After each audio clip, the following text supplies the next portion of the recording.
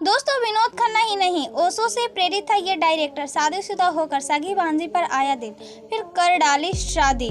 बॉलीवुड में यूं से तो एक से बढ़कर एक डायरेक्टर्स, फिल्म मेकर और स्टार हैं, लेकिन एक ऐसे फाइनेंस्ट फिल्म मेकर भी हुए हैं जिन्होंने एक से बढ़कर एक फिल्में दी हैं। डायरेक्टर विद गोल्डन टच इनके लिए इंडस्ट्री में आज भी कहा जाता है। सिनेमा प्रेमी मानते हैं कि ये जिस फिल्म को छू लेते थे वो बॉक्स ऑफिस पर नहीं, लोगों के दिलों में भी कमाल ऐसा करती थी कि सालों तक लोग ना फिल्म की कहानी को भूल पाते थे और ना ही फिल्म के गानों को। खोया खोया चांद, पल पल दिल के पास, आज फिर जीने की तमन्ना है, ये वो गाने हैं जिनके लिए उन्हें हमेशा याद किया जाता है। अब तो शायद आप समझ ही गए होंगे, अब भी नहीं समझे तो चलिए आपको बताते हैं किस डायरेक्टर की बात कर रहे हैं। जी हाँ दोस्तों, विजय आनंद की कई फिल्में तो आपने देखी होंगी, लेकिन क्या आप जानते हैं कि वो डायरेक्टर कैसे बने, क्यों? जिसे ओशो वाले रजनीश के फैन हुआ करते थे विजय आनंद, उन्हीं की दी हुई माला को उन्होंने कॉमोड में फ्लश कर दिया और कैसे अपनी सगी भांजी के बच्ची के पिता बन गए विजय आनंद। चलिए आपको बताते हैं क्यों और कैसे ये सब कुछ हुआ, जिसको लेकर सालों बाद भी सुर्खियों में रहती हैं। विजय आनंद का जन्म पंजाब के गुरदासपुर में हुआ। जब उनके बड़े भाई देवानंद और चेतन आनंद इंडस्ट्री में बड़ा नाम कमा चुके थे, तब विजय आनंद 7 साल के थे, तभी उनकी मां का निधन हो गया था। मां के जाने के बाद उनके पिता और भाई बहनों की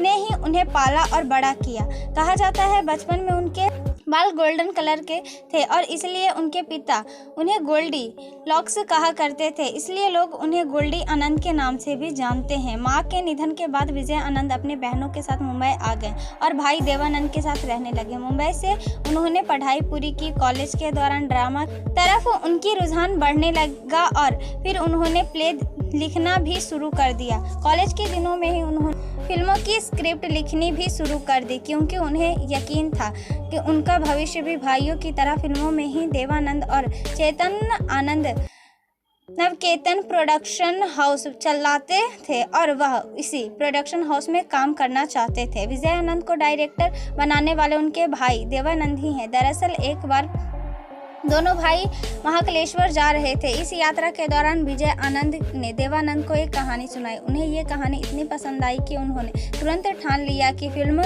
वो जरूर बनाएंगे। उन्होंने महाबलेश्वर पहुंच अपने ऑफिस में फ़ोन किया और कहा, मुझे अपनी नई फिल्म की कहानी मिल गई। कहानी बहुत शानदार है, हम इस पर काम शुरू करेंगे और फिल्म को डायरेक्ट करेंगे विजय आनंद। ये फिल्म भी 9/2/11 नवकेतन प्रोडक्शन हाउस के बैनर तले इस फिल्म को बनाया गया। इसी फिल्म का गाना है आँखों में क्या जी, जो आज भी सदाबहार है। इसी फिल्म से विजय आनंद के डायरेक्टर बनने की कहानी शुरू हो गई। इसके बाद उन्होंने जितनी फिल्में बनाई कल्ट क्लासिकल साबित हुई। काला बाजार, तेरे घर के सामने और फिर आई फिल्म गाइड ने विजय आनंद को फिल्म इंडस्ट्री को सबसे बड़ा डायरेक्टर बना दिया था। ये फिल्म समय से आगे की खोज थी।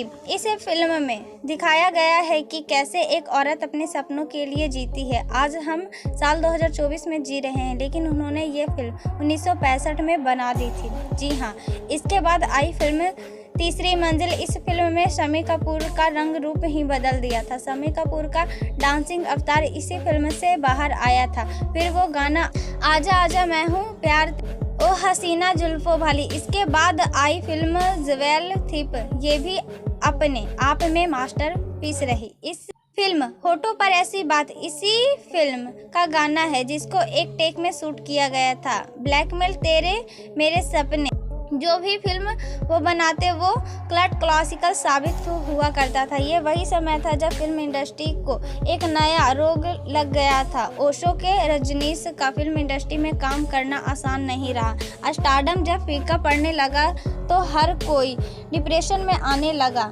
ये वही दौर था जब लोग परेशान होकर अध्यात्म की ओर बढ़ रहे थे और ओशो की शरण में जा रहे थे। कहा जाता है कि विजय आनंद भी रजनीश के पास जाने लगे।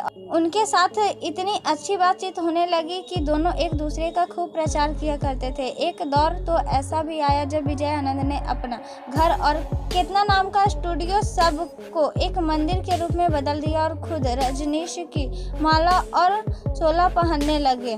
स्टूडियो में बैठकर वह प्रवचन देने लगे थे। लोग उनके प्रवचन सुनने के लिए पहुंचते थे और फिल्म इंडस्ट्री देखकर हैरान होती थी। रजनीश को लेकर ये प्रभाव तब कम होने लगा जब उनको लेकर तरह तरह की बातें आने लगी। थोड़े समय बाद विजय आनंद का रजनीश के ऊपर से भरोसा उठने लगा। रजनीश ने जब दूसरे धर्म गुरुओं की बुराई करनी शुरू की तब उन्हें ये लगा कि रजनीश सिर्फ लोगों से पैसा बना रहा है।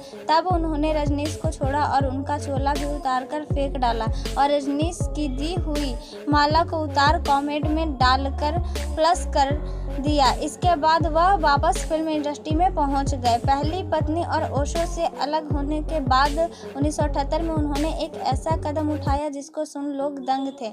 हिंदू रीति रिवाज से उतर उन्होंने अपनी ही भांजी से शादी की, जिसके बाद समाज में उनकी बहुत थू-थू हुई। अपनी सगी भांजी सुषमा ने बताया था कि उन्होंने अपने सगे मामा से शादी क्यों की। उन्होंने जवाब देते हुए बताया था कि ऐसा इसलिए क्योंकि मैं उन्हें और वो मुझे, हम दोनों एक दूसरे को बहुत अच्छी तरह से समझते थे। टेम्परामेंट को कोई दूसरा नहीं, सिर्फ मैं कंट्रोल कर पाती थी। यही कारण है कि हम एक हुए। शादी के बाद उनका एक बेटा हुआ जिसका नाम रखा राघव आनंद।